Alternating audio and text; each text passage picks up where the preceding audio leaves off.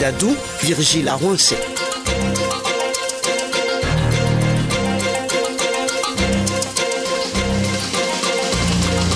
Madame, Messieurs, heureux de vous retrouver au grand rendez-vous, le service après-vente hebdomadaire de l'actualité sociopolitique sur Soleil FM Virgile Arouansé qui gère le carnet de rendez-vous de ce programme est ici comme chaque dimanche pour honorer nos auditeurs. Vigile, bonjour. Bonjour Wilfred Hervé Adou, bonjour à tous.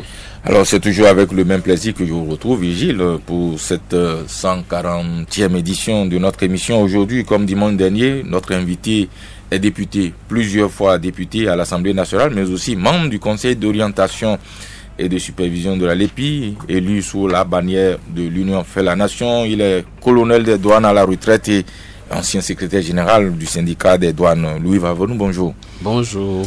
Alors, je vous remercie, Vigile et moi, nous vous remercions d'être venu expliquer, d'être venu analyser et commenter avec nous l'actualité vue sous l'angle des actes posés et de la parole entendue. Et sans tarder, nous allons y aller. L'Union fait la Nation, le regroupement politique dont vous êtes membre et dans la majorité au pouvoir, a tenu à rappeler récemment Bruno Amoussou, le patron de cette chapelle.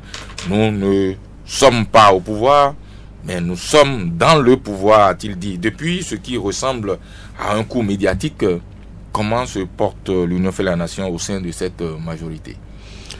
Merci bien, messieurs les journalistes. Je peux vous dire tout simplement que l'Union se porte à merveille et qu'il n'y a pas d'ombrage en ce qui concerne sa vision, en ce qui concerne les déclarations du président Moussou. Je pense que il n'y a rien à y redire. Oui, mais nous ne sommes pas au pouvoir, nous sommes le pouvoir. Une évidence, ça ne se proclame pas. C'est la vérité, c'est la preuve que ce n'est pas vraiment ça, non? Oui, vous avez raison, vous avez entièrement raison de penser ainsi. Mais je peux vous dire que pour celui qui analyse, un bon analyste de la situation, je n'irai pas contre ce qu'il a dit. Évidemment, comme le dirait l'autre, le tigre ne proclame pas sa tigritude. Et je sais bien qu'il se jette sur sa proie pour montrer vraiment sa force. Donc en réalité, on n'avait pas besoin de le proclamer. Oui, mais alors, plusieurs semaines après, honorable Louis Vavonou, plusieurs semaines après cette sortie médiatique de Bruno Amoussou, plusieurs de nos compatriotes peinent encore à comprendre pourquoi il a senti la nécessité de venir rappeler que l'Union fait la Nation est dans le pouvoir. Ou est le pouvoir. Seriez-vous à l'étroit ou alors y aurait-il des gens qui tenteraient de prendre votre place auprès du président? Enfin, c'est le sens un peu de la question de Vigile. Il parlait à qui? Oui. À qui? Vous adressez à qui en disant ce que vous avez dit là? Oui, c'est bien. J'en venais là, bien sûr. Je voulais bien expliquer. Vous me devancez un peu, tout simplement. Je voudrais vous dire tout simplement que lorsque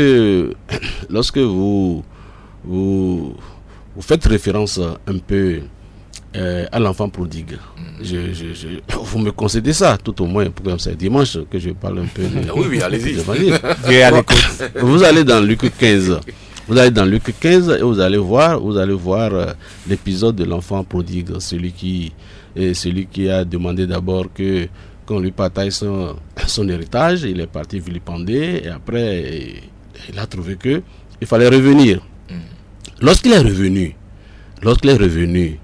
qu'est-ce que son papa a fait? Son papa a tué le veau gras et il festoyait. Quand celui qui est resté docile était allé au champ. Et lorsqu'il est revenu, il a dit, mais qu'est-ce qui se passe? Et on lui a dit, mais c'est ton frère qui a tout gaspillé, qui est parti, qui est revenu, et ton papa a tué le veau gras. De lui mettre l'anneau pour célébrer son retour. Alors, dans cette allégorie que vous racontez, qui l'enfant prodigue, c'est qui l'enfant docile, et c'est qui le père? Non, vous allez comprendre. Vous allez comprendre de suite. Alors là, lorsqu'il est revenu, qu'est-ce que le père a dit? C'est ça qui m'intéresse. Il dit, mais pourquoi tu te fâches? Mais ne sais-tu pas que toi, ce qui m'appartient t'appartient? Toi là, c'est moi, même toi et moi, nous sommes un, nous sommes ensemble. Mais l'autre qui est revenu, il faut l'accueillir. Toi, tu es déjà avec moi. L'autre, il faut maintenant l'accueillir. Il était Mais c'est lui la il belle était femme. perdu, a-t-on dit, on l'a retrouvé. Oui, voilà, et c'est lui là, et par métaphore, mais c'est lui, c'est la belle femme qui est revenue. Oui, mais Et c'est à elle qu'on attache plus d'importance, dans justement. notre histoire présente, Patrice Talon ne s'est pas encore prononcé. Alors, non, ça vous dit Non, que... Vigile, ça vous il va dit- falloir qu'il nous dise qui est le père, qui est le fils, Alors là- l'enfant prodigue qui est parti et revenu, et l'enfant docile. Moi, je voudrais Alors bien là, comprendre ça. là, nous sommes dans la posture de celui qui ne comprend pas ça, par exemple, celui qui ne comprend pas cet évangile-là, il est nécessaire qu'on dise, alors, nous qui étions là, qui sommes avec le Père et qui avons travaillé avec le Père, nous là, on doit dire que nous sommes déjà avec le Père, il faut que les gens le comprennent. L'enfant docile, c'est l'union fait la nation. L'enfant docile, bien sûr. Donc on peut tirer cette conclusion déjà. Ah Donc, bon, vous pensez... on a trouvé un personnage. L'enfant docile, c'est Le l'union fait la reste, nation. D'accord. vous pouvez imaginer le reste de toute façon. Donc, qu'on attaque d'importance maintenant à d'autres là qui n'étaient pas là, qui étaient partis, qui sont venus, mais c'est tout à fait normal. Mais d'aucuns vous retoqueront que l'Union fait la nation, on l'a vu, elle n'a fait que s'écarteler entre 1000 candidats ici. Ah non, pas du tout. Regardez bien, avant, pendant et après. Avant, qui étaient les initiateurs de la rupture? Imaginez-vous, qui a d'abord réuni avant les élections pour dire nous allons soutenir ensemble tout sauf le pouvoir en place. On vous dira que c'est plutôt de la ruse que vous avez généré. Ah non, pas du tout, de la ruse. C'est de la stratégie alors. Ah non, mais nous sommes sur un terrain stratégique. Absolument. Nous disons que nous ne voulons plus de la refondation. Tous ceux qui sont dans cette optique-là, nous les réunissons ensemble. Nous sommes tous d'accord sur une vision. Pas de la refondation FCBE, non. Donc, ça, c'est bien une vision. Et après cela, on dit, bon, maintenant, nous allons voir que celui qui sera en pole position, en dehors de lui, nous sommes tous après. Qui a émis l'idée? Qui a conduit la réunion pendant et avant, pendant et après? Qui a conduit ça? Mais on pourrait vous rétorquer aussi. Oui, allez-y. Que vous n'avez soutenu Patrice Talon qu'au second tour. Et que lui, qui depuis août 2015 avait annoncé depuis Paris qu'il attendait, il comptait sur l'appui des hommes politiques pour engager la conquête du pouvoir, a été déçu. Il a tendu les mains, il est resté longtemps sans avoir un seul signe de votre côté. Il a dû se jeter sur le terrain lui-même pour mouiller le maillot. Aller conquérir ses électeurs. Aller conquérir lui-même ses électeurs. Donc les 24% qu'il a conquis au premier tour, c'est eux qui vous ont donné le sens de et cela n'a pas donné à aucun parti?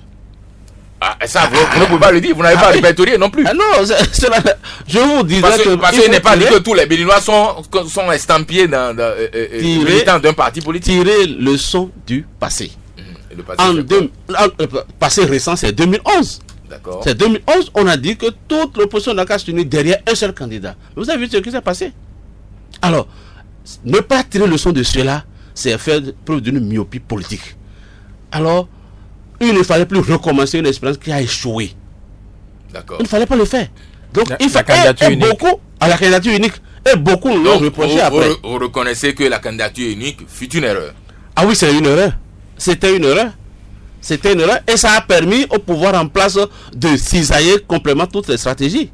Mais s'il y avait comme ce fut le cas tout récemment en 2016. Donc vous avez essayé de faire la diversion, face au camp. On a tiré leçon des échecs du passé pour bondir.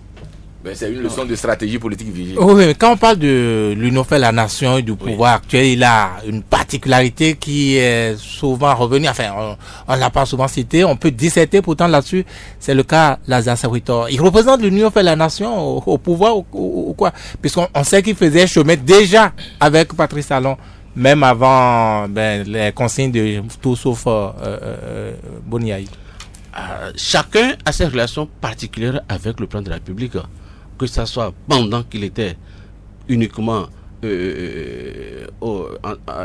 le secteur privé, ou bien quand il était à l'arrière-plan et il tirait sur les ficelles. Chacun avait ses relations. Nous, on ne peut pas aller et voir ce qui se passe entre deux individus dans leur relation d'intimité.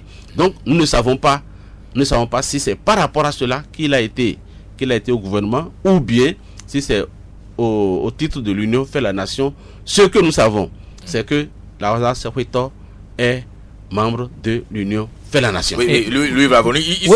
Si vous permettez, Lazare Sefuito est membre de l'Union fait la nation, dites-vous aujourd'hui. Mais non, pas aujourd'hui, il a été tout l'Union fait la nation. Non, je le dis parce que on sait bien l'aventure des autres. Je vais parler de Eric Moundete, je vais parler de Basile Arrossi. N'est-ce pas parce que lui, son candidat aura gagné qu'aujourd'hui il est de l'Union fait la nation, il ne mérite plus punition, tout le reste. Puis on a vu les aventures avec les autres. Non. C'est pas une aventure ambiguë, c'est une aventure qui a été imposée par les circonstances. Et au départ, il avait été question quand même qu'on fasse des primaires et qu'on puisse avoir à l'intérieur un candidat. Mais au fil des auditions, au fil des enquêtes, on ne va pas à une élection pour échouer. Lorsque le tableau montre que vous irez à l'examen et que vous n'aurez même pas une moyenne qui vous permette même de redoubler la classe, mais pourquoi aller à l'examen? Il vaudrait mieux s'abstenir et se préparer. Je pense qu'il n'était pas opportun en ce temps-là que l'Union fait la nation aille à cette élection avec un score qui ne l'honorerait pas. Et je pense qu'il fallait en tirer les conséquences. Mais déjà en ce temps-là, Lazare Sefuito, lui, ne vous écoutait pas, primaire ou pas primaire, il avait fait son choix et il fonçait. Il a aujourd'hui l'avantage d'avoir gagné tout simplement. Non, c'est pas par rapport à ça qu'il a gagné. Il ne m'a jamais dit ça, moi. Non, est-ce que ce n'était pas comme les autres, comme Eric Moundete, comme Basile Arrossi, de l'indiscipline? Non. Il ne s'est pas affiché autrement. Il n'a jamais fait la déclaration pour dire qu'il est... Les autres non plus. Ah, mais les autres, à un moment donné, ils ont déclaré qu'ils étaient de tel côté ou tel côté. Bon, enfin, Eric a bien dit, il a soutenu le candidat Zinsou. Basile a soutenu le candidat Zinsou, ça c'est clair. Mais Lazare, il a attendu l'adhésion de l'Union fait la nation pour qui dit que bon, tout sauf Yahi. Mais les autres sont allés contre cela. Ils n'ont pas fait tout sauf Yahi. C'est justement ça la différence. Oui, Vigile, l'ensemble des questions que vous lui posez à l'honorable Louis Vlavoni pose la question de la distribution des dividendes de la victoire à laquelle le regroupement politique dit avoir contribué, tout au moins au second tour. Vous seriez oublié, Louis Vlavoni, l'Union fait la nation, il veut dire marginalisé ou alors peu considéré. Est-ce que tout ça c'est vrai en ce qui concerne la distribution des dividendes de la victoire? Moi je voudrais demander quand est-ce que nous allons quitter les sentiers battus de dividendes? Quand est-ce que nous allons... Mais on est toujours au Bénin, c'est la réalité politique au Bénin. Oui, bon, mais il faut avoir de la hauteur. Vous seriez en train de dire que les soutiens qu'on apporte aux uns aux autres sont des soutiens totalement innocents, comme le dirait l'autre, généreux, comme dirait l'autre président. Je dois demander qu'est-ce que je fais pour mon pays et non ce que le pays fait pour moi. Ce n'est pas ça qui importe. Donc l'Union fait la nation n'attend aucune nomination. Mais personne ne crachera sur la nomination. Mais c'est de ça qu'on parle. Justement, mais je ne dis pas que ça ne doit pas être le motif nécessaire et indispensable pour se reconnaître être de la mouvance. Non. Mais ça, c'est la caractéristique des acteurs politiques béninois. Et nous faisons avec eux, nous sommes avec eux. C'est de ça que nous parlons. Ça, c'est la logique politique béninoise. La logique des affaires politiques. Oui, bon, mais vous avez dit que c'est la logique illogique. C'est comme ça que moi je vois ça. La logique illogique des affaires politiques. Des affaires politiques, ça. Et on ne peut pas, parce que tout le monde va dans ce sens. Il faut avoir de la hauteur. Mais ça fait longtemps, ça fait près de 12 ans, 13 ans que moi je suis dans l'opposition. Mais je n'ai jamais demandé qu'on me nomme quelque part. Ce que j'apporte, c'est ça qui m'intéresse. L'Union fait la nation, c'est pas la classe des saints politiques au Bénin, non? Ah bon, vous avez des salissures à dénoncer? Non, les démons sont dans tous les camps, honorable. Et ça, c'est pas à nous de vous l'apprendre. Les démons sont dans tous les camps. Quand on sait qu'au Bénin, chez nous, on fait beaucoup plus d'affaires politiques que d'activités politiques, que les gens ont des calculatrices dans la tête et que les soutiens ne sont jamais gratuits. Bon, mais c'est logique qu'on vous pose ces questions quand même. Non? Comme c'est les gens, et puis je ne sais pas de mais qui et les vous gens parlez. sont partout. Les gens sont partout. Parce que quand Bruno Amoussou vient devant les médias nous dit nous ne sommes pas au pouvoir, nous sommes dans le pouvoir, nous sommes le pouvoir. Oui.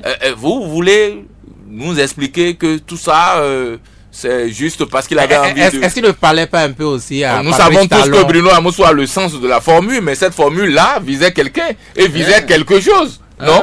Bon, moi je vous dis tout simplement que c'est pour expliquer à ceux qui n'ont pas compris que nous sommes avec lui, nous sommes dedans et que nous ne sommes pas venus soutenir. Ça, il a été clair.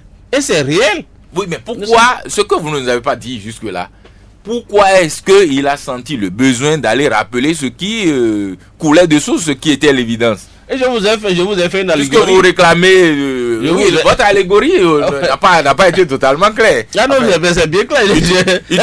Utilisez les mots ordinaires pour nous expliquer, parce que nous comprenons pas largement. l'habitude de l'église ou de la Bible. Parce que les autres, ceux qui n'ont pas, l'enfant qui n'a pas compris, mais le papa, tout le monde dans la maison a senti la nécessité de dire bon mais toi tu es avec moi, mais pourquoi? Donc mais il faudrait qu'on se sente, il faudrait que ceux qui n'ont pas compris sachent que nous sommes là, nous sommes dedans et que on n'a pas besoin de nous mélanger à ceux qui sont venus nous supporter. Donc Non. nous allons continuer dans la logique de l'allégorie pour demander, puisque je voulais savoir, je sais qui est l'enfant docile, mais l'enfant prodigue, nous ne savons pas qui c'est, mais aujourd'hui, puisque vous ne voulez pas dire qui est l'enfant prodigue, mais que nous devinons, est-ce que les relations entre l'enfant docile et l'enfant prodigue se sont améliorées? Ah bon, mais l'évangile n'a pas dit ça. L'évangile n'a pas déclaré pour ça. L'évangile n'a pas dit ça après. L'évangile n'a plus dit. Lorsque le papa a servi l'enfant docile, bon voilà, ce qui m'appartient t'appartient, et de faire ça. Bon, est-ce qu'il a accepté? Mais ce qu'on a retenu seulement, c'est que le Père est miséricordieux. Le Père est miséricordieux. Miséricordieux. Il a tendu les deux bras et puis il a accueilli l'enfant. Et il dit, bon, maintenant, nous allons rester ensemble. Et qu'il n'y ait pas de jalousie, qu'il n'y ait pas de... Donc on peut retenir quelque chose de ce que vous dites, c'est que et l'enfant prodigue et l'enfant docile sont tous ensemble maintenant avec le Père. Oui, c'est ça.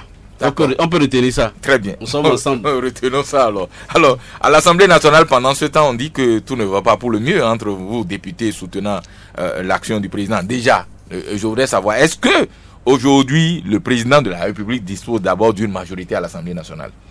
Voilà. Ça, chaque président a sa méthode. Vous savez, et moi, j'ai eu le temps de le dire au président aussi. Patrice Talon. Oui, au président Patrice Talon, j'ai eu le temps de le lui dire.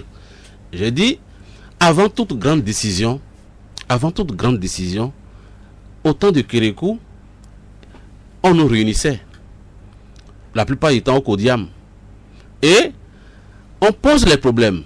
À la veille du budget, on réunit tout le monde. On explique les grandes orientations.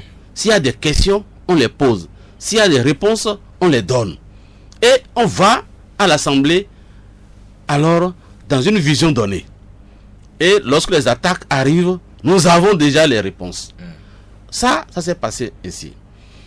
Par mégarde, on m'a invité plusieurs fois aux réunions des FCBE. Pas mégarde, dis-toi. Oui, pas mégarde parce que je n'étais pas FCBE. Et pourquoi vous ont Bon, le secrétaire s'est trompé au moins 2 ou 3 fois. Ou bien il se trouvait en vous un peu quelqu'un qui était favorable. Non. Après, ils me font sortir de la salle après. Ils m'ont sorti de la salle. Bon. Et on s'est réunis plusieurs fois au PLM Alédio pour étudier le budget. Le budget de 2007. Ça, c'est toujours sous Kérékou. Non. J'ai dit 2007. Ça, là, c'est Yahi. C'est Yahi, ça. D'accord. Et vous avez été du groupe? Non, on m'a invité par erreur. D'accord. Et pendant qu'ils expliquaient, ils ont senti que j'étais là. Et c'était le ministre Koupaki qui était là. Il y avait un intrus dans la salle. Oui, un intrus. On dit, ah, lui là, qui l'a invité? J'ai dit que c'est le secrétaire du président de l'Assemblée qui m'a invité. On dit, ah, c'est une erreur. Vous pouvez gentiment vous disposer. Une première fois, je suis sorti. Une deuxième fois, je me suis rébellé. J'ai dit non, parce que je ne demande pas qu'on m'invite. Et pourquoi vous faites toujours l'erreur? Donc, ça veut dire quoi? Ça veut dire qu'en amont, il y a toujours des réunions. Et Mais cette fois-ci, maintenant, donc autant de... J'ai donné l'exemple de Kérékou, j'ai donné l'exemple de Yahi. Mais cette fois-ci, il n'a jamais eu une réunion comme ça. J'ai sollicité auprès du président de commencer par nous réunir pour que nous puissions nous voir et que là-bas, de part et d'autre, on ne dise pas, bon, c'est le président qui a dit. On ne sait plus. Pour qu'il n'y ait pas de discordance. Voilà, on ne sait plus à qui le président parle exactement. Et j'ai dit que ça fait un malaise au sein de l'Assemblée. Et il m'a répondu que ça viendra, mais que c'est encore tôt. Alors, donc, ce qui veut dire quoi? Ce qui veut dire que le président veut maintenir l'esprit de consensus au niveau de l'Assemblée. Je prie pour qu'il y arrive et que ça puisse durer. Parce que l'expérience montre que ça ne peut pas trop durer. Parce que on ne sait pas qui est le porte-voix du président à l'Assemblée. Et c'est nécessaire. Il faut qu'il y ait quelqu'un qui porte la parole présidentielle là-bas. Et quand lui dit que, attention, le président souhaiterait ceci. Bien vrai, nous sommes sur une institution de contre-pouvoir. Mais on doit pouvoir savoir à qui le président parle et qui est celui qui parle au nom du président pour nous rassembler. Pour dire, l'intergroupe, on se réunit, on prend des décisions. Aujourd'hui, il n'y a personne comme ça à l'Assemblée. Chacun se dit très proche et puis chacun dit. Bon, donc, c'est ça qui fait qu'aujourd'hui, on ne peut pas dire qu'il y a une majorité en tant que... Il y a le consensus qui se fait autour d'une idée chaque fois que l'idée est présente à l'Assemblée. Est-ce qu'on peut considérer que c'est une illustration que le dossier de la nouvelle carte universitaire, lorsqu'on a vu les députés FCBE et d'autres députés soutenant ouvertement Patrice Talon ensemble contre ce projet de Patrice Talon? Oui, et ce n'est pas... On n'était pas contre. Le mot contre est trop fort. On disait qu'il fallait nécessairement nous expliquer, disons, et ce qui sous-tendait cette carte universitaire, nouvelle carte universitaire là. Parce que n'oubliez pas que l'Assemblée c'est d'abord des questions de droit, de vote de loi. Et ce que nous devions faire, ça concernait l'université d'agriculture de Kétou. C'est ça, c'est très important. L'université d'agriculture de Kétou. Alors que on a dit que l'université d'agriculture n'existait plus. Bon, en tant que législateur, qu'est-ce qu'il fallait faire? Lorsqu'on dit que l'université n'existe plus, au même moment on dit de voter un crédit pour cette université-là qui n'existe plus. Qu'est-ce qu'il fallait faire? C'était ça la question. C'est de là qu'est né le débat. Et là qu'est né le débat. Et il fallait vous dire c'était plutôt un front de 45 députés. Il fallait nous dire alors si l'université continue d'exister ou pas. Parce que ça n'existe pas. Mais ça veut dire que le décret, pas avoir des ressources là-bas. Le décret de saisine alors n'est pas juste, n'est pas correct en ce temps-là. Le décret de saisine dit que c'est pour l'université d'agriculture de Kétou. Alors que désormais on dit que l'université d'agriculture de Porto-Novo. Alors là, il y a quelque chose qui ne va pas. Il y avait nécessité de clarifier quelque chose. Il fallait clarifier et nous avons demandé la clarification. Le grand rendez-vous. Alors, Louis Bravonou, vous avez sans doute suivi cette semaine la polémique née de la publication d'une lettre ouverte de l'ancien ministre de la Défense de Boni-Yayi, Théophile Yarou. Il dénonce donc dans sa lettre ce qu'il appelle le régionalisme outré du régime Talon, allant jusqu'à qualifier les nominations effectuées depuis quelques mois d'épuration ethnique. Que vous inspire cette histoire qui fait sourire certains de nos compatriotes et fait s'étrangler de colère d'autres? Merci bien, bon, mais moi je dirais tout simplement que le ministre a peut-être la mémoire courte. La mémoire courte parce que nous avons vu tout ce qui s'est passé au temps du régime de la refondation. Mais moi, pour répondre à cela, je me référerai uniquement à la déclaration de Jean-Baptiste Elias. Parce que ça dit tout. Qu'est-ce qu'il a dit, puisque la lettre a été adressée aussi à la société civile. Chacun a répondu. Oui, et Jean-Baptiste, lui, comme on le connaît, assez très tatillon et assez quand même investigateur, il a dit qu'il a réuni tous les ministres, 19 ministres sur les 21. Il restait seulement le ministre de la Jeunesse et puis un autre ministre qui n'a pas pu entendre. Et il les a écoutés sur les nominations. Et enfin, à la date du 16, ça veut dire avant-hier, à la date du 16, il a démontré que 10% seulement des membres nommés par les ministres ont été mutés, ont été changés. Donc 90% de l'équipe de Yahi est encore en place. Est encore en place. 90% de l'équipe Yahi est encore en place. Alors de quoi parle-t-il? Alors, donc ça veut dire que s'il y a régionalisme, ça veut dire que c'est Yahi qui aurait fait le régionalisme et nos talons. Donc je pense que la démonstration est très claire. Et si c'est à partir des 10%, alors là, l'échantillon n'est pas représentatif pour pouvoir faire une conclusion. Deuxièmement, c'est que il dit qu'il y a eu des frustrations. Et je pense que sur 10 ans, vous pouvez faire quand même un catalogue de toutes les frustrations qu'il y a eu. Mais la seule frustration, quand on a dit de donner des exemples, il a donné l'exemple de la DEC et l'exemple de la Sogema. On les a bousculés, on les a humiliés, tout ça là. Et moi, en tant que, peut-être, avec mes bribes encore de mathématiques, je vais vous demander de faire des tas de T sur T et de trouver, vous allez trouver epsilon. Vous allez trouver que c'est vraiment c'est insignifiant. Epsilon. Vigile, vous y comprenez epsilon. Il est incomplet. Donc, je vous dirais tout simplement que s'il y a 1000 frustrations au temps de Yahi, donc vous faites 2 sur 1000. Et vous allez trouver 0,000 quelque chose. 0,0 poussière. Et là, non, ça fait paraître des erreurs acceptées et acceptables. Alors, mais dans ces conditions, donc, à quoi rime ce qu'a dit Théophile Yarou? Qu'est-ce qu'il... Donc ça veut dire que lui-même, il a fait seulement des déclarations. Et, comment dirais-je, intempestif, rien que pour amuser la Certains estiment que Théophile Yarou, vu que le septentrion est devenu un désert de leader, Yahi n'étant plus là, a voulu prendre fait et cause pour des choses qui n'existent pas, pour se positionner comme le nouveau leader du septentrion. Est-ce que vous pensez que... Parce que là, on est dans stratégie politique et comme nous avons un homme politique devant... L'analyse. On pourrait vous poser la question, est-ce que ça fait partie des outils que vous utilisez pour vous mettre en évidence? Non, ce que moi je sais, c'est que Yahi ne se sent pas encore vaincu. C'est Yahi qui est derrière, qui tire les ficelles, ça c'est clair.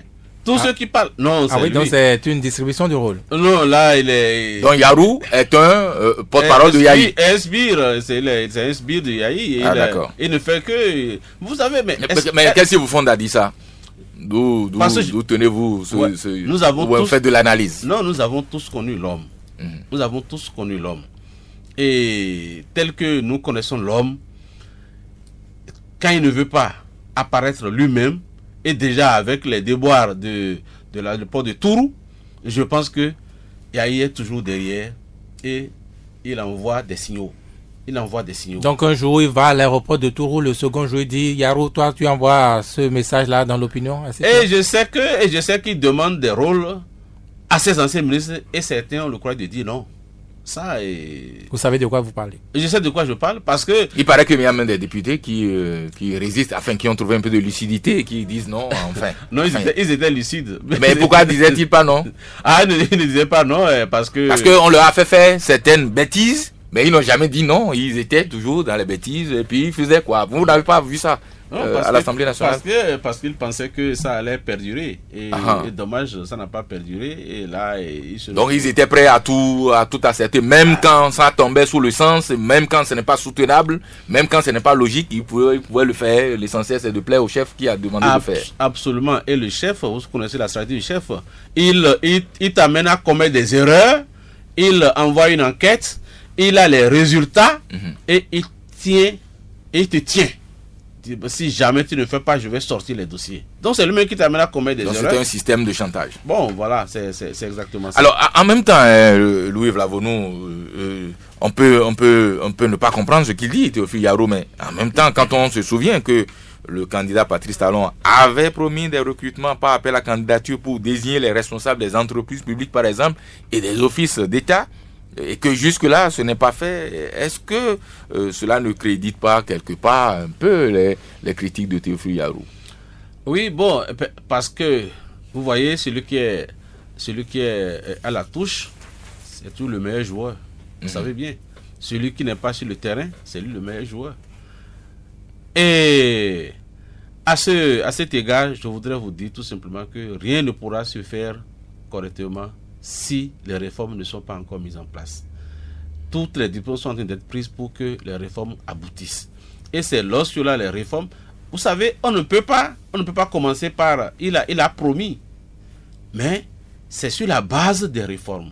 Donc on ne peut pas se lever aujourd'hui. Tout ce qui se fait maintenant, je pense que, et pour moi c'est tellement juste, nous sommes dans une période transitoire. Donc, il faut des textes pour instaurer la chose. Nous sommes dans une période transitoire. Et lorsque les réformes seront à jour, vous verrez en ce temps-là que ce qu'il a dit, ça va commencer par se sentir effectivement. Le grand rendez-vous. Alors, Louis Bravonou, vous êtes membre du COSLEPI, vous en avez même été le doyen d'âge, c'est vous qui avez présidé les travaux. Par deux fois déjà, vous qui avez présidé les travaux qui ont permis d'élire le bureau la dernière fois. Alors, avant de vous inviter ici, Vigile a posté sur la page Facebook de l'émission, je crois, la bande d'annonce de cette émission. Les intervenants à la publication de cette annonce de votre passage ici dans cette émission nous ont prié de vous demander à quoi sert le COSLEPI dans lequel vous vous trouvez aujourd'hui. À quoi va servir le COSLEPI où vous siégez. Ah, merci. Et donc, je me fais un peu leur porte-parole pour vous poser la question. Absolument, absolument. Ah, le COSLEPI est... Vous savez, le COSLEPI a deux phases. À deux phases. Il y a d'abord une phase où il y a vraiment les élections. Et il y a une autre phase où il n'y a pas élection. Ce n'est pas parce qu'il n'y a pas élection que le COS ne travaille pas. Le COS travaille très bien parce que le COS gère le fichier national. Le COS met à jour les opérations d'actualisation, doit actualiser le fichier électoral national parce que la loi est claire dessus. Mais est-ce que c'est le COS qui le fait ou l'ANT? Ah ben, l'ANT est un démembrement du COS. Les structures du COS sont l'ANT d'abord et après les CCA. Donc, l'ANT travaille sous la supervision du COS. Et le COS, si le COS n'était pas là, vous n'aurez pas eu de liste consensuelle, acceptée de tout le monde. Et c'est ça l'essentiel. Vous savez que c'est ça. C'est la liste qui est la source même de tous les dérapages post-électoraux. Si la liste n'est pas consensuelle, déjà les dégâts commencent. Il faut prévenir les troubles après. Mais dès lors que la liste est acceptée de tout le monde, je pense qu'on a déjà résolu à 75% les problèmes post-électoraux. Alors, la question que pose l'internaute dont je parle, il a expliqué d'une certaine façon, il dit le COSLEPI qui est régénéré tous les 6 mois, dont on remplace les membres tous les 6 mois, est-ce que ce n'est pas une fantaisie de nos députés tout court et qui se font remplacer pour aller prendre des indemnités colossaux là-bas, les indemnités colossales plutôt au COSLEPI? À quoi ça sert ce renouvellement constant tous les 6 mois des membres du COSLEPI? Non, la loi, le code électoral précise que le COS est mis en place à partir du 1er juillet et cesse de travailler le 31 janvier. Et ce qu'il faut faire pendant cette période-là, la loi est claire dessus. Est-ce que la loi qu'il a prévue, est-ce qu'il faut aller contre? Est-ce qu'il faut aller contre la loi qu'il a prévue? Mais quand on dit d'ajouter les noms des électeurs qui n'ont pas été inscrits, des gens qui sont omis, qui va le faire? L'ANT va le faire en tant que technicien. Mais si la classe politique n'est pas d'accord avec ce que l'ANT fait, vous ne savez pas les conséquences. La paix n'a pas de prix. Hein? Oui, mais en même temps, est-ce que dans un pays où nous avons autant de difficultés économiques, le nouveau gouvernement qui s'est installé ne manque pas de nous le dire, nous sommes en crise économique, une crise qui ne dit pas son nom.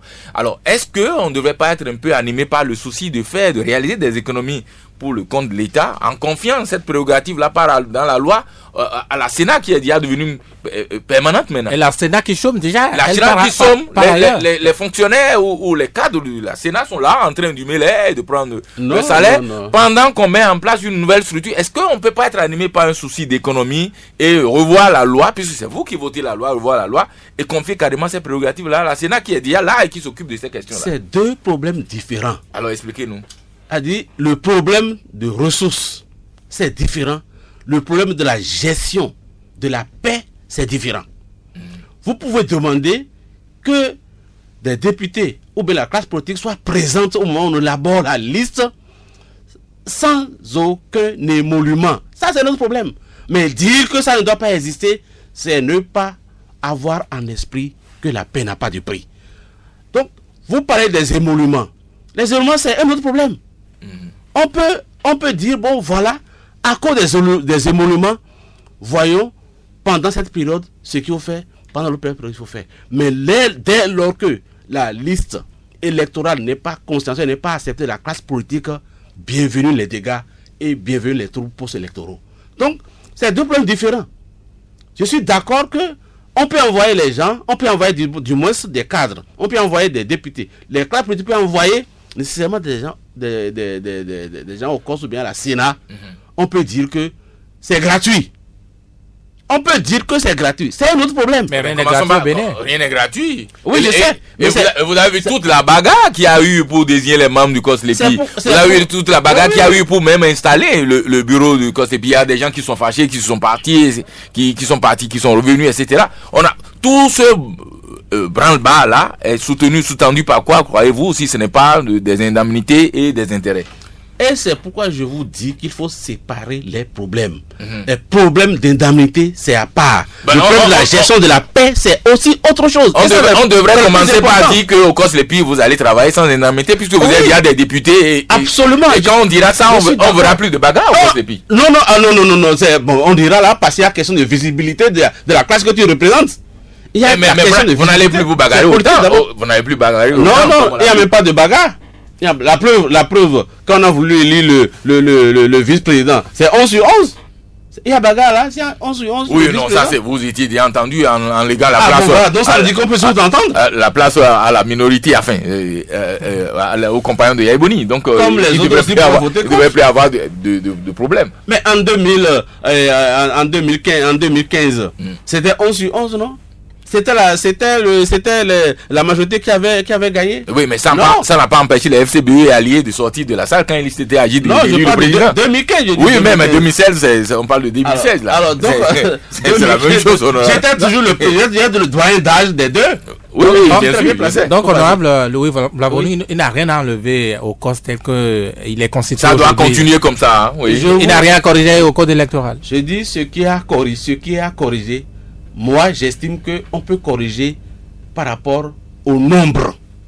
Corriger le nombre, et parce que le COS nous coûte cher quand même. Non. Et ça revient régulièrement. C'est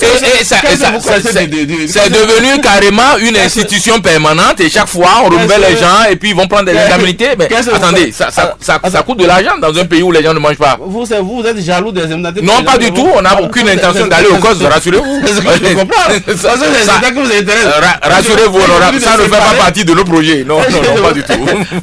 Je vous dis qu'il faut séparer la gestion de la paix, la gestion des indemnités. On peut envoyer des députés là et dire, bon, là, vous avez une indemnité forfaitaire ou du moins contentez-vous alors de ce que vous prenez à l'Assemblée. Mais il n'y a pas d'exemple en la matière au Bénin. Ce dont vous parlez là.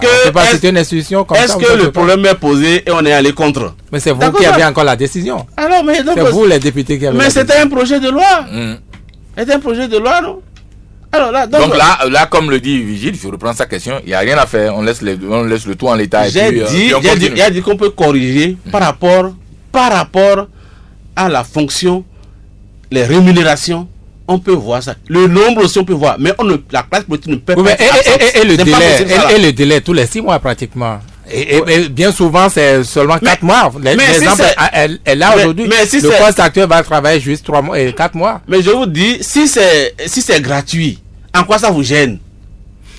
Et les locaux qu'il faut louer à chaque fois, il faut renouveler, il faut reprendre encore les machines. Allez là-bas pour voir le matériel qui est là.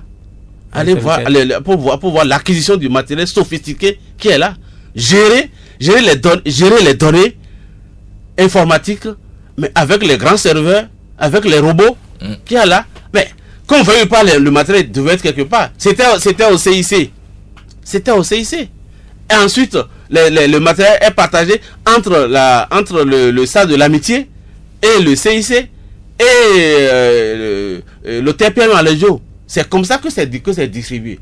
Maintenant, on est en train de s'organiser pour que l'ANT qui va s'installer puisse regrouper tout cela ensemble. Parce que mais pourquoi ne pas alors, puisque vous l'avez institué pratiquement, c'est permanent, pourquoi ne pas construire carrément un siège pour le COSLEPI et l'ANT d'aller louer à chaque fois les villages.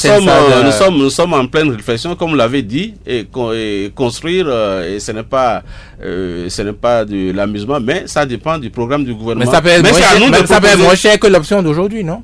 C'est à nous de proposer, et nous sommes en train de faire ces propositions-là pour le pouvoir, afin que à terme, on ait nos locaux et puis que tout soit centré au même endroit. Mais tous les bâtiments qu'on occupe ne sont pas loués. Il y a le bâtiment qu'occupe le COS. Ce bâtiment appartient au gouvernement. Là où il y a les serveurs, et les robots. Ça appartient à l'État aussi. Ça appartient aussi à l'État. Très bien, DG. Le COSLEPI aujourd'hui, vous faites quoi exactement? Vous en êtes où? Vous êtes installé depuis et on dit que vous n'avez pas les ressources, que vous tournez les pouces, que vous vous ennuyez là-bas. Qu'est-ce que vous faites? On ne dort même pas. Ah bon? On ne s'ennuie pas. On ne dort même pas. Ah oui, on ne dort même pas.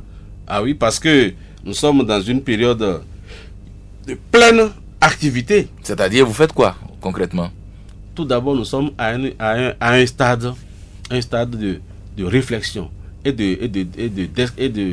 d'écriture des scripts pour savoir comment. Mais une opération d'envergure nationale de terrain, mais ce n'est pas un recensement dans un village. L'opération que vous avez à faire maintenant, vous avez près de 8000 villages qu'il faut investir. Oui, pour faire quoi concrètement? Il dit, d'abord, ajouter le nom des électeurs qui ne sont pas inscrits. D'accord. Ensuite, corriger les renseignements concernant les électeurs dont le nom ne figure pas sur le fichier électoral national. Troisièmement, radier les personnes qui ne devraient pas figurer sur le fichier électoral national et sur la liste électorale permanente informatisée. Et ça, c'est ce que prévoit la loi. Et cela suppose qu'à chaque COSLEPI qui est installé, vous devez faire la même chose. Absolument. D'accord. Et par rapport à l'agenda naturel, parce qu'il y avait des gens qui avaient été, il y avait des citoyens qui avaient été déjà enregistrés à l'âge de 8 ans. Et pendant ce temps, je pense que les empreintes n'étaient pas encore formées. Pour que les empreintes soient formées, il faut au moins 12 ans. Et au fur et à mesure, on fait une migration de ceux-là vers le fichier et il faut reprendre leurs photos parce que les photos qu'on a eu à prendre depuis 2011 là, par exemple, ces photos, vous voyez les gens, ceux-là qui n'avaient pas de barbe, ils sont déjà barbus. Ceux-là qui avaient de... Bon, il a des changements. Il y a des changements. Et là, tout ça, il faut corriger. Et il faut corriger. C'est beaucoup de travail. Mais par rapport à l'agenda naturel, vous êtes déjà en retard au COSLEPI. L'agenda naturel prescrit par le code électoral dit que déjà le 15 septembre, vous devez avoir commencer par afficher les listes électorales. On n'a pas encore vu d'argent de COSLEPI. Ils sont encore en phase de réflexion. Comment se fait-il que vous êtes en phase de réflexion au moment où on doit afficher les listes honorables? Non, c'est pas le 15 septembre qu'il faut afficher les listes. On dit la période d'actualisation, et ça commence à partir du 1er octobre. C'est ce que dit la loi. Que dit-on par rapport à la date du 15 septembre? Non, on n'a pas dit comme ça. On a dit qu'on doit pouvoir générer les listes des élections passées. Les élections passées et maintenant et les envoyer sur le terrain. Mais vous ne l'avez pas encore fait, ça? Non, bon, mais ça, ce n'est pas ceux qui doivent le faire ne sont pas encore désignés. C'est les CCA, c'est-à-dire ceux qui sont au niveau des communes et qui sont chargés de la totalisation, c'est ceux-là qui doivent le faire. Et c'est le 19 à l'ouverture de la séance. Demain donc. Demain, on ne les a pas encore désignés. Donc les listes sont là. Mais ceux à qui on doit envoyer les listes, ils ne sont pas encore désignés à l'Assemblée. Mais est-ce que vous avez les ressources déjà pour commencer le travail dès demain, dès la désignation ou les désignations? Non, les ressources pour faire cela, le gouvernement en est conscient. Non, on a vous comptez juste sur la bonne conscience du gouvernement? Non, le gouvernement, nous avons un gouvernement responsable. Ah oui. Nous avons un gouvernement responsable. Il n'a rien prouvé encore en la matière. Non, nous avons un gouvernement responsable. Le gouvernement de Yahya Bouni aussi était responsable, mais le COS c'est toujours plein de moyens. Bon, enfin, dans un passé récent, on se souvient de tout ça. Le grand rendez-vous. Alors, Louis Vlavonou, sur les chantiers de la répression des actes de délinquance économique et financière, le pouvoir de talent dont vous êtes l'un des soutiens se fait toujours attendre. Pourtant, il doit s'en occuper. Les résultats des audits sont toujours attendus. Pourtant, le président, à sa prestation de serment le 6 avril, avait juré la main sur le cœur qu'il était prêt. Il était prêt à agir contre la corruption. Alors, que se passe-t-il? Pourquoi est-ce que depuis 6 mois, on ne voit aucun... bientôt 6 mois, on n'a pas encore fait les 6 mois, bientôt 6 mois, on ne voit rien venir de ce côté-là. Est-ce que vous pensez que c'est déjà tard? Non, on fait un constat sur une période. Il y a une période sur laquelle on n'a pas vu de signaux. On n'avait pas d'agenda. Oui. Voilà. Mais quand il dit « je suis prêt », on se dit qu'immédiatement après, il devait agir. C'est ce à quoi on s'attendait. Non, il était à la touche. C'est-à-dire ça veut dire qu'il n'avait jamais exercé une fonction de président. Et il n'avait jamais été au pouvoir. D'accord. Donc, il peut avoir de bonnes intentions. Mais arriver sur le terrain, et on voit la différence. Arriver sur le terrain, on voit ce qui se passe. Alors donc, lorsqu'il était candidat, il avait des idées.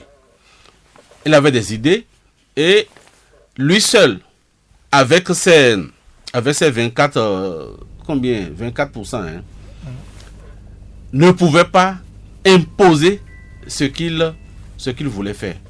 Maintenant, il a fallu que d'autres se joignent à lui. Il a fallu que d'autres se joignent à lui. Et ceux-là qui se sont joints à lui avaient aussi leur programme. Il faut mettre tout ensemble maintenant.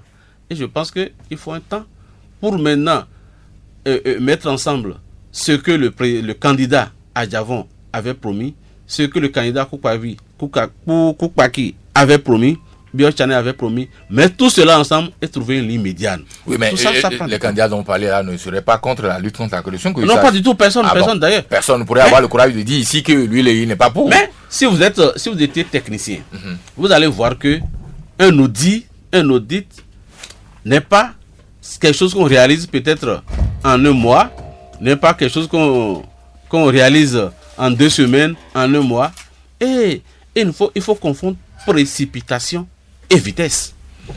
C'est pas parce qu'il a dit ça que 2 mois, 3 mois, les audits vont... Non, mais comme c'est des cadres qui iront sur le terrain. Et aller auditer une entreprise, aller auditer un organisme ou bien une organisation, mais ce n'est pas chose facile. On a assisté, Louis Blavon, on a assisté aux sorties médiatiques fébriles des classiques de l'ancien régime, et puis silence radio. Certains analystes soutiennent que le pouvoir de Talon a déjà ainsi jeté l'éponge et que la lutte contre la délinquance financière promis a déjà vécu, parce que le pouvoir subirait, n'est-ce pas, des pressions. Est-ce que vous pensez que c'est possible, ça? Oh, ça ne ressemble pas à Talon. Ah bon? Non, pas du tout. Ça ne ressemble pas à Talon. Qui peut faire pression sur Talon? Moi, tel que je connais l'homme, tel que je l'ai vu et je l'ai écouté, moi, je ne sais pas celui qui fait pression sur Talon. Oui, mais quand il pense à ces réformes, est-ce qu'il ne peut pas effectivement freiner? Non, ce n'est pas lui qui freine. Est-ce qu'il a déjà les résultats? Est-ce que les résultats ont été déposés et étudiés? Et il ne faut pas agir avec à reculons. Il ne faut pas se dépêcher,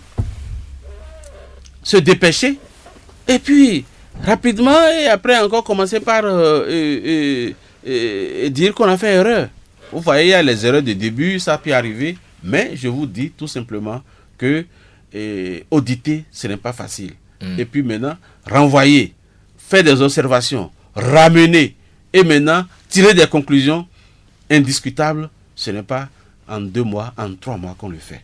Ça doit prendre un peu vous pouvez demander ça au cadre de l'IGF, de l'Inspection générale des finances. Vous pouvez demander comment ça se fait. Ce n'est pas quelque chose qui se fait en 2 ou 3 mois. Certains estiment que si ce n'est pas fait rapidement, que ça ne se fera plus, parce que les mêmes promesses ont été faites par Boniaï en 2006. Lui qui nous avait promis dans son document de campagne à l'époque de lutter et de réprimer sévèrement la délinquance financière, il n'en a rien fait du tout. Les rapports d'audit qui ont été réalisés à l'époque n'ont même jamais été publiés. Et donc, les gens quand même ont un peu peur de ce genre de méthode qu'on a déjà vu ici pendant 10 ans. Et je vous ai dit... Vous ne pensez pas qu'ils ont raison? Vous avez dit la méthode de Yahi, je vous ai dit ça. Et puis bon, c'est pas lui sa méthode seul, bon, mais d'autres avant lui l'ont fait aussi. On commande les audits, on les laisse pour vous tenir. C'est des outils de chantage. Absolument, c'était des outils de chantage autant de temps Yahi. Maintenant, c'est encore... Est-ce qu'il n'y a pas le risque que Patrice Talon aussi fasse la même chose? C'est un risque, c'est un risque. Mais c'est encore tôt, si c'est une conclusion hâtive à tirer, que de dire que déjà, en 5 mois, que c'est déjà ça. Très bien, alors... Lui, nous la loi 2011-20 du 12 octobre 2011 portant lutte contre la corruption et autres infractions connexes en République du Bénin prévoit que un certain nombre d'acteurs politiques, de gouvernants et d'autorités déclarent leur patrimoine. L'autorité nationale de lutte contre la corruption a publié récemment, n'est-ce pas, le 6e rapport sur le sujet, et que constate-t-on au gouvernement, il n'y a que 6 ministres sur les 21 qui ont déclaré leur bien. Et au Parlement, sur les 83 députés, il y a également que 6 députés qui l'ont fait, entre autres Joseph Diogbenou qui l'a fait à l'entrée et à la sortie quand il partait du Parlement. Alors, comment expliquez-vous que d'abord, il y a une telle résistance à la déclaration des biens alors que c'est dans la loi? Je vous remercie. C'est moins une mauvaise volonté que de la méthode.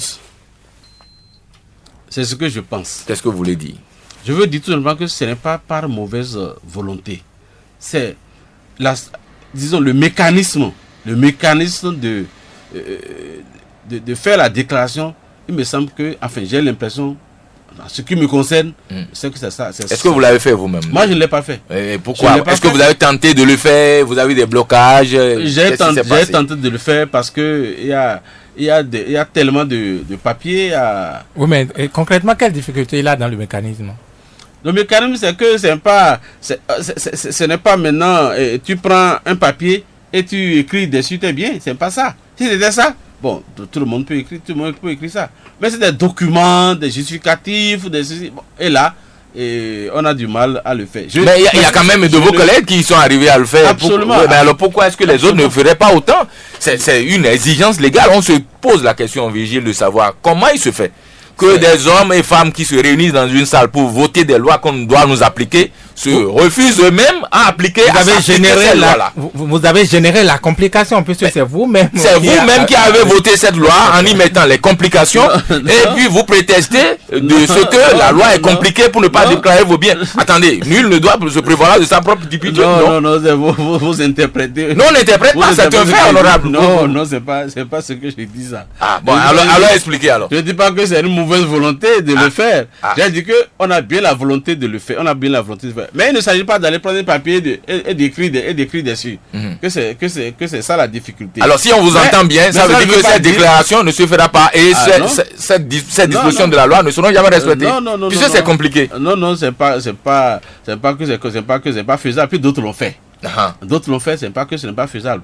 Je reconnais que ce n'est pas normal, qu'on devrait le faire.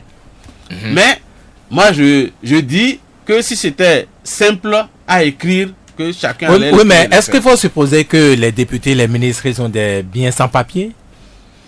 Ah non. Est-ce que votre patrimoine là, il n'y a pas de papier pour dire bon, j'ai telle maison quelque part, vous ne pouvez pas justifier, c'est si compliqué là. Non, c'est pas si compliqué, mais c'est pas une mauvaise volonté. Quand vous avez une voiture, attendez, quand vous avez acheté une voiture, vous devez avoir une facture tout au moins. Absolument. Mais vous n'en avez pas apparemment, puisque c'est compliqué de fournir ces pièces. Non, ce n'est pas ce que je dis. Ce n'est pas ce que je dis.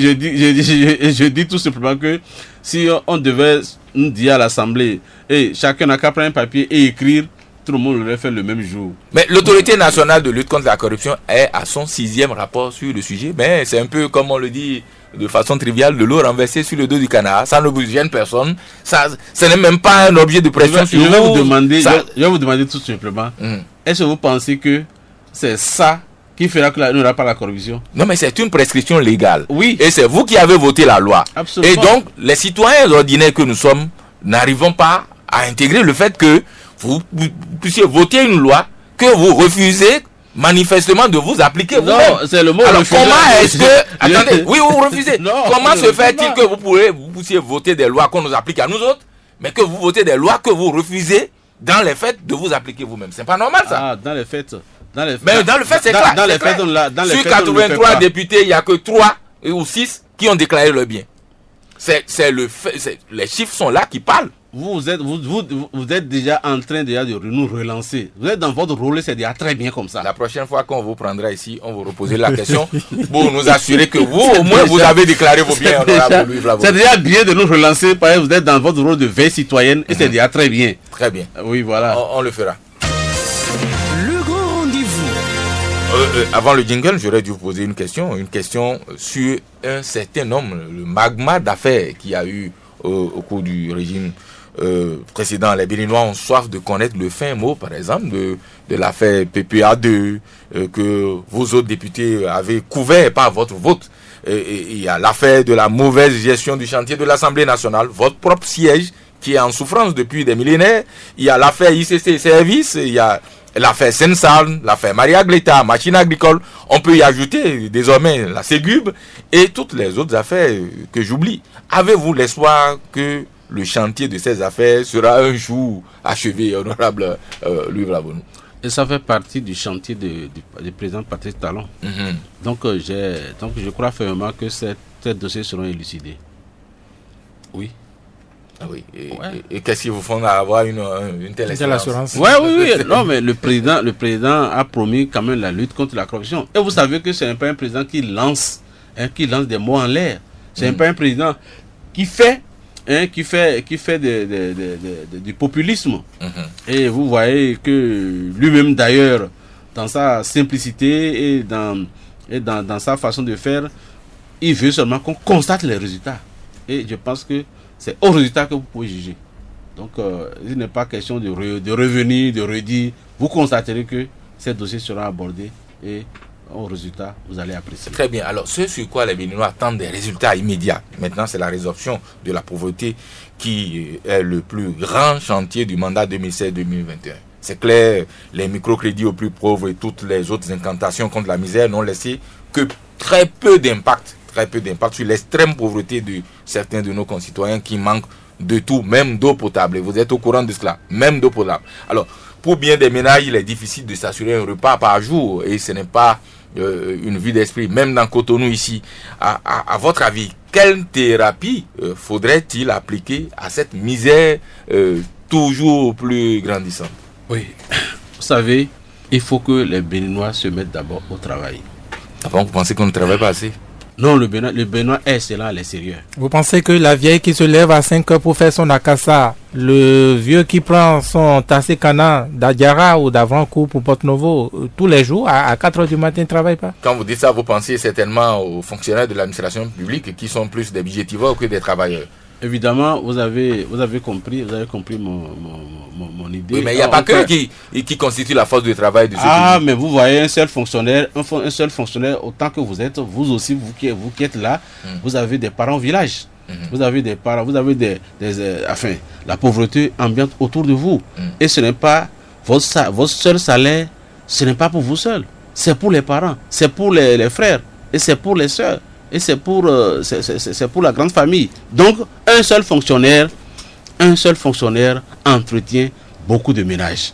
Et il faudrait que les fonctionnaires apprennent à travailler. Il y a trop de grèves.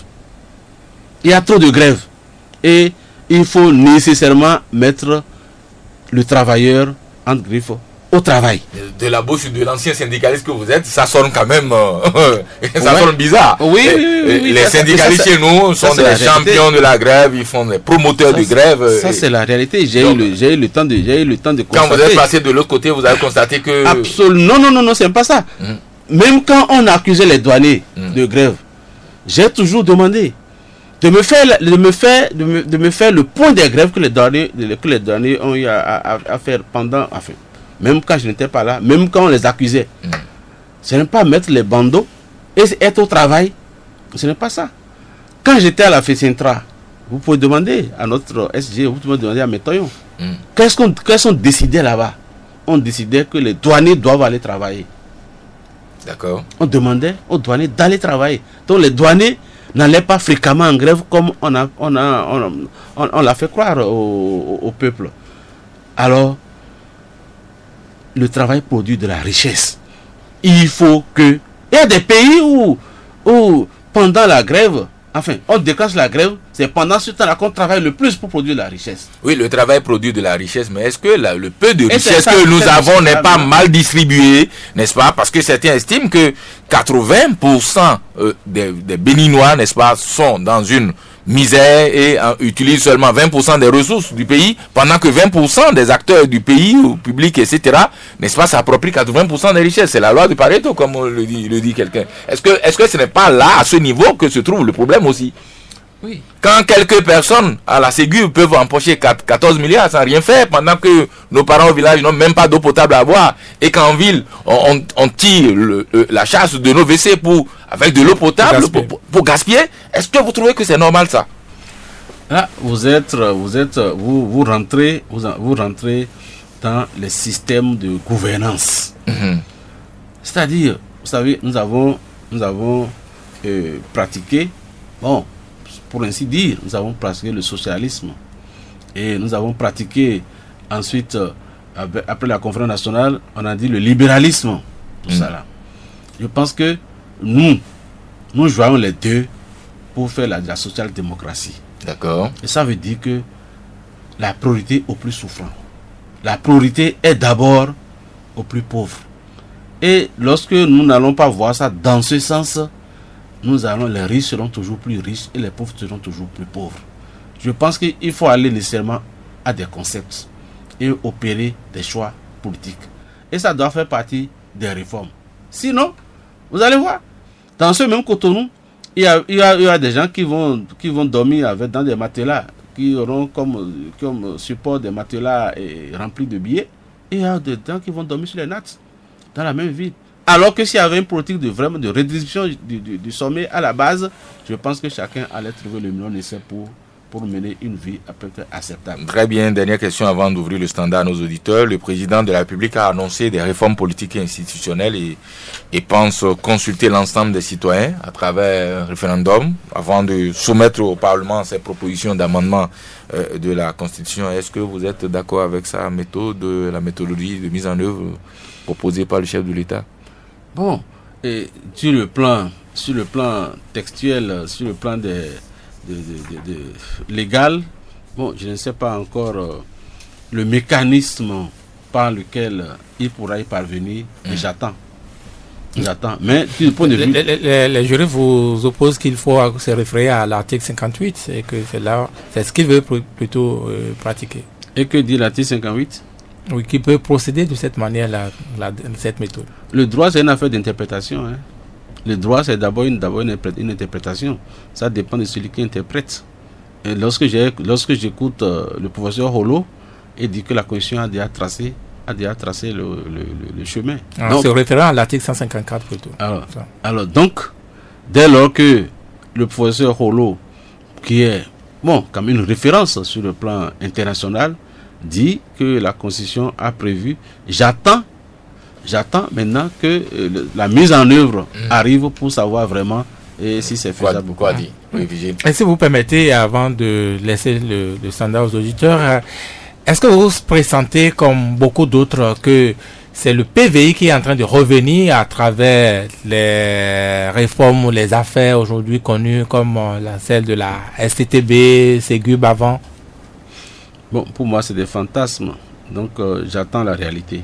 avant d'apprécier. Donc, pas d'appréhension. Et des apparences qui ont l'air de vérité. Et j'attends vraiment la réalité des faits avant de conclure. Très bien. Nous allons maintenant prendre nos auditeurs. 64 42 02 44 66 75 72 72. Y a-t-il un auditeur en ligne? Oui, bonjour. Oui, il se fait désirer, l'auditeur. Est-ce qu'il est là? Bonjour. Bonjour. À qui avons l'honneur? Benjamin Bosséré, je vous appelle Darlo Yemen. Oui, monsieur Bosséré, allez-y pour vos questions. Bonjour à Vigile Avanté, bonjour à votre invité, Louis Bravonon. Bonjour, monsieur Bosséré. Bonjour. Vraiment, il n'est pas de mon habitude de tirer sur tous les invités de Soleil FM sur le grand rendez-vous. Mais ce matin, votre invité nous a déçus sur plusieurs points. Il nous a déçus par ses propos. Il dit que le Bénin ne travaille pas. Je lui dis que le Bénin travaille très bien.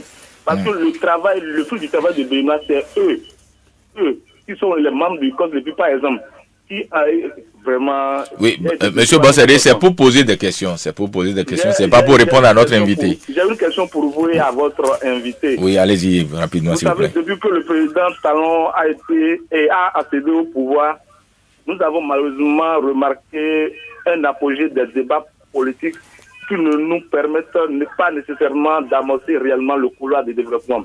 Les cadres de ce pays ont vraiment occulté totalement des débats sociaux, économiques et financiers. Monsieur Louis Vlavonou, votre avis sur mon constat? On a vraiment laissé le débat sérieux pour s'adonner au débat politique qui ne nous rend rien comme vraiment un niveau de développement. Vraiment, je veux votre avis sur la question. Très bien. Bonne journée à vous, monsieur Bosséré Benjamin. Un autre auditeur est en ligne. Bonjour. Bonjour, monsieur le journaliste. À qui avons l'honneur? Oui, monsieur Ompatin, pour vos questions, nous vous écoutons. Honorable Vlavonou, bonjour. Oui, bonjour. Je vous remercie pour votre éclairage. Vous avez dit la vérité au peuple. Je peux vous citer. J'ai quelques questions à vous poser, monsieur honorable Louis Vlavonou. La première question que je vais poser. Oui, j'écoute. Ben, il est reparti, il était en difficulté d'y avec son téléphone, avec ce bruit de fond. Oui, bonjour. Moi, je suis là. Ah, il est bonjour. Là. Eugène Ewaignon. Oui, bonjour, Eugène Ewaignon, nous vous écoutons pour vos questions. Honorable, bonjour. Oui, bonjour, monsieur Eugène. Deux petites questions pour vous. Première, des Béninois ont connu ICC. Certains Béninois ont été victimes de ICC. Par contre, en 2014-2015, les DAA n'ont pas reçu leur solde. En 2015-2016, les CCA n'ont pas été payés. C'est quoi ces sigles? Monsieur Ewaignon, soyez clair, c'est quoi les sigles que vous énoncez? Ce sont les demandes du COSLEP. D'accord. Très bien. Peut-on dire, ou doit-on dire que l'argent est parti complètement et ICC? Deuxième question. D'après vous, quel est le secret de la circulation en masse de l'argent? Pardon, j'allais plutôt dire le manque criard de circulation de l'argent au point même où des ministres de la République n'ont pas perçu depuis 6 mois leur salaire et avantages. Et pourtant, on a entendu parler d'un emprunt obligataire de 200 milliards. Troisième question. Entre Yahi Boni, Patrice Talon, en matière de gestion des hommes et du pays, si l'on devait remonter le temps, vous irez avec qui, s'il vous plaît, sachant que vous avez fait une petite erreur lors des élections présidentielles. Vous êtes un bon honorable. Bon dimanche à vous. Merci beaucoup, monsieur Ewaignon. Bonne journée à vous. Si nous prenons 2 invités comme ça, je crois que nous allons boucler la liste des questions. Bonne journée, nous vous remercions pour votre intervention. Est-ce qu'il y a un autre? Oui, bonjour. Oui, c'est Pierre Ompati qui est revenu là. Ah, monsieur Ompati, il est revenu. Oui, votre question maintenant. Vous recevez? Oui, nous vous recevons. Allez-y pour votre question, monsieur. Honorable. Oui. En passez-vous pour la sécurité qui est au Bénin. Tous les jours, braquage. Quel conseil vous pouvez donner à monsieur le ministre Sakalafia? La deuxième question que je vais poser à l'honorable, l'homme qui a produit à Abamé, quel conseil pourrez-vous donner aux victimes qui sont à l'hôpital? Et quel conseil donnez-vous les habitants du Tori Abamé qui est au parking pour dimanche à vous? Bonne journée à vous aussi, monsieur Ompati, et merci pour votre patience. Et il y a un autre, oui. Alors, bonjour, plateau. À qui avons l'honneur? C'est Damien Asogba depuis Kouanangogo. Oui, monsieur Asogba, allez-y pour vos questions. Bonjour, honorable Bravo. Bonjour, monsieur Asogba. Je suis très ravi de l'émission. Maintenant, je veux savoir, cher honorable, votre plan d'action par rapport à notre commune d'Ifang. D'accord. Oui. C'est tout. Merci beaucoup. Bonne journée à vous. Et nous allons prendre un dernier, oui. Allô, est-ce qu'il est là? Allô, bonjour, monsieur. À qui avons l'honneur?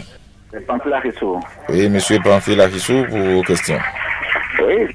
Si on regarde le soutien que le président Talon a eu au deuxième tour, il a vraiment les mains libres pour agir.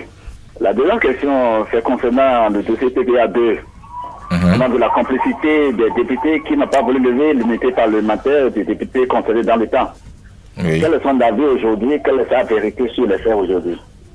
Bon dimanche à vous. Merci, bon dimanche à vous aussi. Vous êtes le dernier de la série. Nous allons revenir ici en studio pour permettre à notre invité d'apporter des essais de réponse à ces questions que vous avez posées. Alors, c'est M. Bossédé qui vous attaque déjà pour dire que vous avez dit que les Béninois ne travaillent pas. Est-ce que vous avez quelque chose à lui dire sur le sujet? Oui, absolument. Je rebondis encore en disant pourquoi les Béninois n'aiment pas qu'on dise la vérité. Est-ce que beaucoup d'ateliers, beaucoup de séminaires n'ont pas été faits, par exemple, par rapport aux échecs massifs?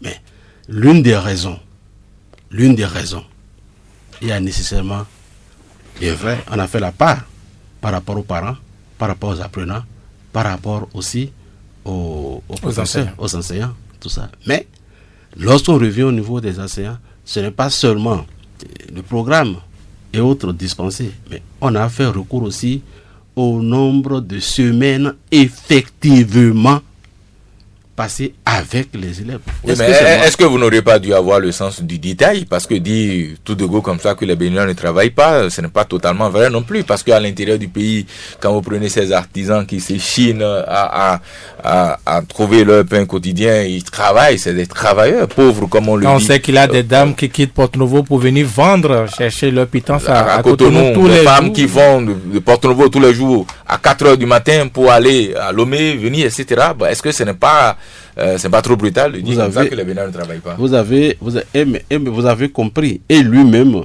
il a compris. Vous avez compris ce que je voulais dire.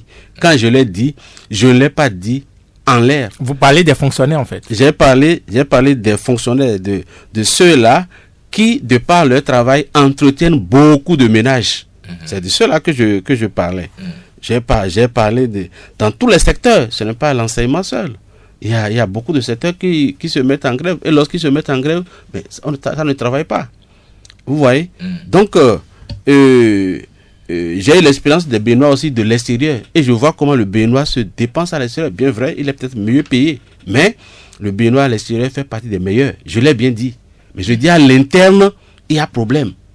Et il faut nécessairement aller au-delà de son propre ego et aller et vraiment et savoir si nous produisons effectivement ce qu'il faut. Là, je pense que je n'apprends rien à qui que ce soit en disant que il y a trop de... Mais moi, j'ai été en France, je n'ai jamais vu ICA levé. C'est la première chose qui m'a frappé dans l'administration, il n'y a pas de ICA levé. Mais allez ici, vous allez voir la veste, vous allez voir les chaussures, vous allez voir tout là, tout ça là, pour montrer que l'intéressé est là. Mais il n'est pas là. On a fait le programme avec les empreintes, de montrer que les gens sont arrivés au boulot. Mais ils viennent, ils ouvrent, ils prennent service, 2 heures de temps après ils sont sortis. C'est ça le travail. Mais disons la vérité. Tu vas voir la veste là, tu vas voir les chaussures, tu vas voir tout, et après il s'en va. Et on dit, là, il est présent. Ça, c'est un fait. Alors, M. Bossédé toujours parle de l'apogée des débats socio-économiques au profit des débats politiques depuis l'avènement du président Talon. Est-ce que c'est votre avis? Non, ce n'est pas du tout mon avis. Vous voyez que vous n'avez pas tellement de la matière non plus depuis que Talon est arrivé. Est-ce que combien de débats combien de débats politiques vous menez réellement ici, des débats contradictoires. Les débats contradictoires, c'est vous les hommes politiques qui refusez. On vous invite pourtant, vous ne venez pas. Je suis d'accord. Je suis d'accord. Pour qu'il y ait un débat contradictoire, il faut 2 invités qui ont des positions contradictoires. Absolument. Mais aucun de vous ne veut s'aventurer dans un tel exercice. Mais vous voyez que ça ne rime pas avec ce qu'il dit. Il dit qu'on se donne au débat politique. On laisse les débats. En tout cas, en ce qui nous concerne ici, sur la FM, c'est la difficulté que nous avons. On aurait bien aimé avoir des invités qui ne disent pas la même chose ou avoir plusieurs invités qui ont des positions différentes, mais malheureusement ce n'est pas si évident d'avoir les hommes politiques. Mon intercol est vraiment passé à côté complètement. Très bien. Monsieur Ompati, insécurité, est-ce que vous avez des conseils à donner à Saka Lafia qui ce débat il a donné il y a Waignon qui on n'est pas allé qui est préoccupé par quand même la situation des DA et puis des CCA. Très bien, oui, allez-y sur ça d'ailleurs. Je pense que si l'argent est-il perdu complètement. Non. Et en 2015, je pense que c'est un paquet qui ne sont pas payés. Et sur les 6 mois, ils ont été payés 3 mois. Il reste 3 mois à payer. Et ça fait partie des dettes que le nouveau COS doit pouvoir... C'est-à-dire que nous avons fait les élections présidentielles à crédit, c'est ça? Oui, il y en a à crédit, c'est ça. Oui, mais comment vous faites les choix lorsqu'on sait que les députés, les membres du COS-LEPI sont payés et pas les démembrements? Mais oui, vous faites payer. Les démembrants, ceux qui se sont échinés sur le terrain, ne sont pas payés. Non. Vous n'avez pas fait un budget avant de vous lancer dans les opérations, alors l'argent est passé où? Non. Mais c'est incroyable quand même, honorable. Non, suivez-moi très bien. Payer 11 personnes, c'est plus facile que de payer 231 personnes. Multiplier 3 fois 77, ça fait 231 personnes CCA. Donc, aller sur le terrain, c'est aller sur le terrain et payer les gens, payer 231 personnes, c'est pas la même chose que 11 personnes qui sont dans une salle et on peut les payer. Mais ça aussi, c'est donc, pas la mer à boire non plus. 200 quelques personnes, c'est vite payé ça, non? Non, vous n'avez pas de comptables. Maintenant, les DA, il y a 546 arrondissements. Il y a 546 arrondissements et qui a dans le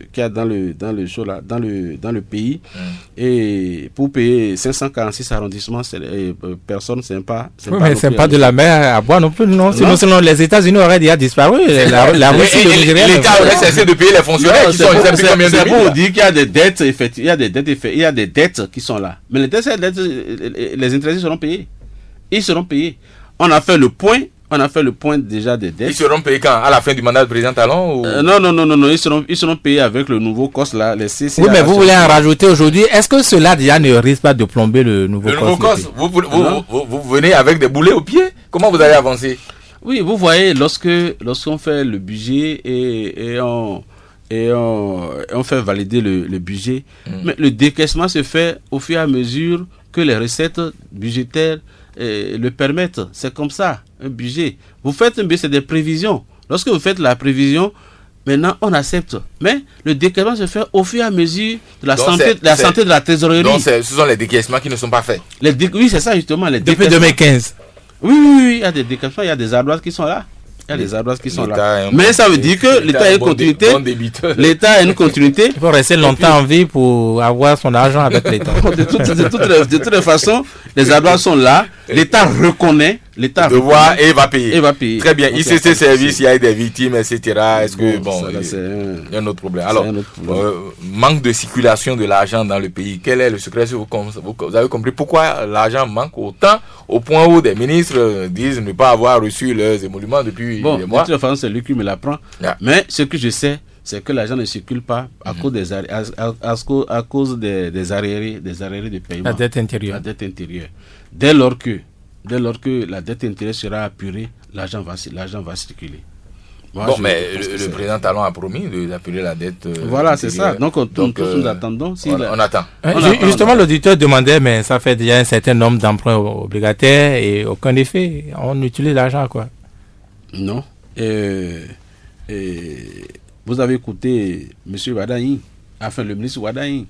Il a bien dit qu'il ne suffit pas qu'on dise qu'on doit tel montant à telle personne. Il faut maintenant aller vérifier si les services ont été rendus et ont été faits. Et c'est ça qui prend du temps. Et ça doit prendre du temps parce qu'il faut procéder à des vérifications. L'argent est là, mais on ne va pas payer. Si vous dites que je vous dois 1 milliard, il faut voir la pertinence de la dépense d'abord. Et si ce n'est pas pertinent, nous allons chercher à comprendre. Et ça peut prendre du temps. Alors, Yahi Talon, du point de vue de la gestion des hommes, avec lequel des deux auriez-vous souhaité être? Non, quelqu'un qui a fait 5 mois ne peut pas être comparé à quelqu'un qui a fait 10 ans. C'est trop tôt de comparer. C'est trop tôt de comparer. Oui, parce que l'autre a fait 10 ans, on a eu le temps de le connaître. 2 fois 5. Celui-ci est en train de faire 5 mois. Donc, c'est pas... On ne peut pas se risquer à une comparaison. Non, on ne peut pas comparer. Alors, très bien. Insécurité, c'est le maître mot de la gouvernance actuelle. Chaque jour, avec son braquage, est-ce que vous avez des conseils à donner à Sakalafia qui se démène? Il a même donné une conférence de presse cette semaine en promettant des mesures, etc. Et il a identifié la source du mal, certains groupes organisés composés de Béninois et d'étrangers, etc. Est-ce que ça suffit pour nous mettre en sécurité? Parce qu'aujourd'hui, on se sent en insécurité dans ce pays. Vous, non? Évidemment, les députés, vous avez des gardes du corps.